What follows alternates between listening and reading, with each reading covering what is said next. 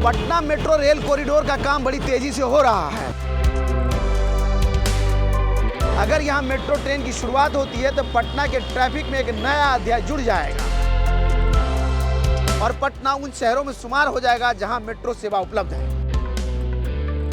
दानापुर से लेकर के पाटलिपुत्र टर्मिनल तक पूरे मेट्रो कॉरिडोर का काम बड़ी रफ्तार में हो रहा है। जैसे जैसे इसका काम आगे बढ़ रहा है उसके हर वीडियो को हम आपको दिखा रहे हैं। अभी चलेंगे इस वीडियो में, इस पूरे मेट्रो कॉरिडोर को एक्सप्लोर करेंगे। बस आप हमारे साथ बने रहिए। राजधानी पटना के विकास की नई कहानियों को लिखता पटना मेट्रो रेल कॉरिडोर, जिसके कार्यस्थल पर हमें इधर में देखिए बाईपास पर इसके पियर दिखाई दे रहे हैं, मतलब पिलर का ऊपर वाला पार्ट दिखाई दे रहा है। अब इसके ऊपर पियर कैप बनना है, उसके ऊपर छत बन जाएगा और उस पर पटरी बिछेगी और उस पर मेट्रो ट्रेन दौड़ने लगेगी। कहना तो बहुत आसान है लेकिन इसके निर्माण कार्य में बहुत लंबा वक्त लग रहा है और अभी 2 साल और लोगों को इंतजार करना होगा। हम बाईपास पर खड़े हैं और ये देखिए यहाँ से लेकर के और बस स्टैंड तक जाएंगे तो कई पिलर आपको कतार में यहाँ से वहाँ दिखाई देगा। पटना मेट्रो का लगभग 20.5 किलोमीटर लंबा यह कॉरिडोर है, जिसके फेज 1 का काम बड़ी तेजी से हो रहा है और इस पूरे कॉरिडोर में 13 किलोमीटर का पार्ट जो है वो एलिवेटेड है और 20 किलोमीटर का पार्ट अंडरग्राउंड है। जिसके एलिवेटेड पार्ट का काम इधर में देख रहे हैं, जो पिलर बन गए हैं ऊपर से पियर बन करके तैयार है और आगे पियर कैप भी बन गया है। अब इसके ऊपर सुपर स्ट्रक्चर का काम होगा और फिर पटरी बिछेगा और पटरी जब बिछ गया तो फाइनली उस पर से ट्रेन दौड़ेगा।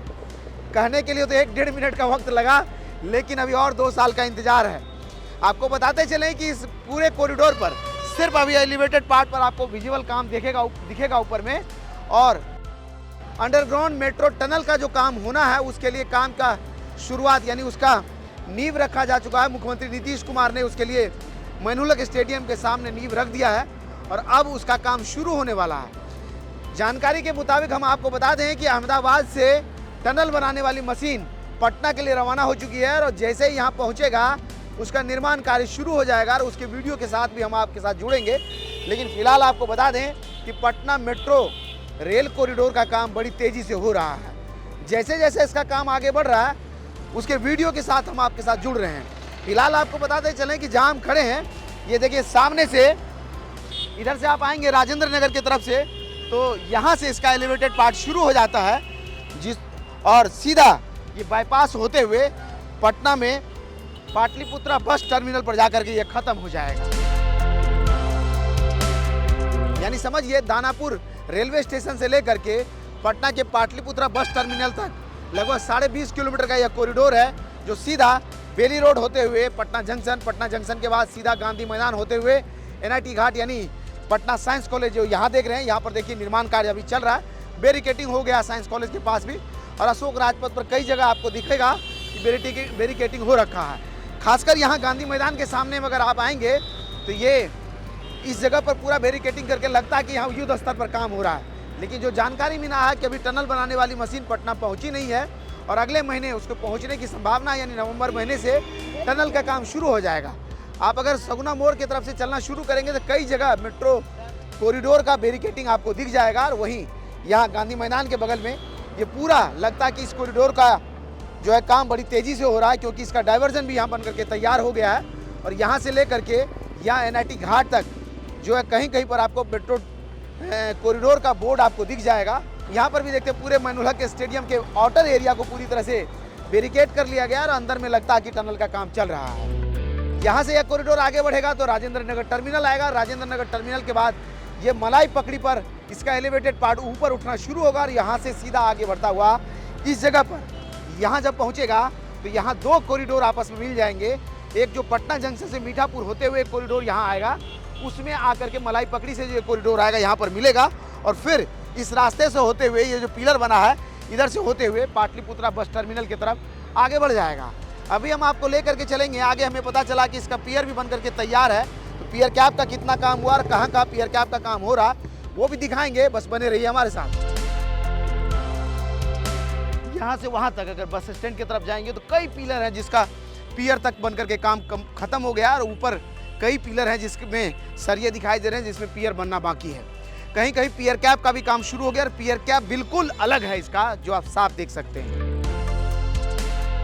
तो आपको बताते चले कि लगभग 20.5 किलोमीटर लंबे इस मेट्रो रेल कॉरिडोर में ये इसका एलिवेटेड पार्ट है, जिसमें पियर तक का काम लगभग कंप्लीशन के कगार पर। कई जगह पर पिलर पूरी तरह से ऊपर तक बन गया, पियर कैप बनना, और कहीं पियर बन गया, ऊपर से उसके ऊपर सुपर स्ट्रक्चर का काम होना है। 20.5 किलोमीटर लंबे इस कॉरिडोर का निर्माण लगभग 33,000 करोड़ की लागत से हो रहा है। इसके बन जाने के बाद पटना में मेट्रो रेल सेवा शुरू हो जाएगी और पटना के ट्रैफिक को कहिए या तो पटना में यातायात के क्षेत्र में एक नए अध्याय की शुरुआत होगी और पटना भी देश के अन्य राज्यों की तरह या अन्य राजधानियों की तरह मेट्रो सेवा से जुड़ जाएगा।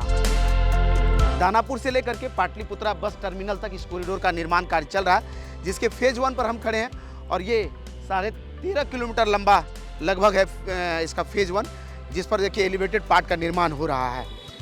इधर से अगर आप कैमरा पैन रोल होगा तो उधर में देखिए पियर कैप का काम उधर में हो रहा है और वहाँ से लेकर के इधर में बाईपास तक में जितने पिलर हैं उन सब के पियर तक का काम लगभग कंप्लीट हो गया है। यहाँ से चलते हुए अगर आप पाटलिपुत्रा बस टर्मिनल तक जाएंगे तो कई पिलर हैं जो ज़मीन से ऊपर उठ गए हैं, तो कई का पियर बनने तक का काम हो गया है और कहीं पियर कैप भी बनाने की तैयारी है। तो देख सकते हैं कि किस रफ्तार में काम हो रहा है और हम तो कह ही दिए आपको कि लगभग 2 साल और इंतजार करना होगा, तब जा करके आपको मेट्रो सेवा का आनंद आप यहाँ ले पाएंगे।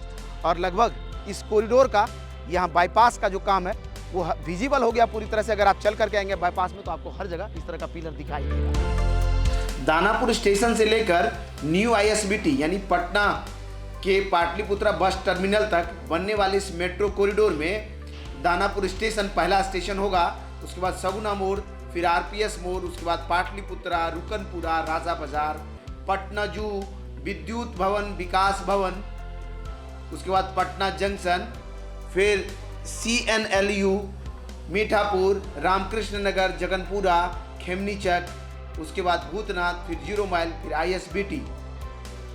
इस पूरे कॉरिडोर में जो इंटरचेंज होगा वो एक जगह पटना जंक्शन पे आप इंटरचेंज कर पाएंगे, तो वहीं खेमनीचक में आकर के फेज 1 से फेज 2 पर इंटरचेंज कर पाएंगे। पूरे दोनों फेज मिला करके 2 जगह इंटरचेंज आपको मिलेगा और बाकी यह पूरा कॉरिडोर अभी फेज 1 फेज 2 मिलाकर लगभग 20.5 किलोमीटर लंबा है, जिसमें लगभग 20 स्टेशन है। उम्मीद करते हैं कि हमारा यह वीडियो भी आपको अच्छा लगा होगा। इसी तरह के और वीडियोस को YouTube पर देखने के लिए वे4यू को सब्सक्राइब कीजिए। अगर आप हमें Facebook पर देख रहे हैं तो हमारे पेज को लाइक कीजिए। Instagram और Twitter पर भी हम मिल जाते हैं, आप चाहें तो वहाँ हमारे साथ जुड़ सकते हैं। धन्यवाद।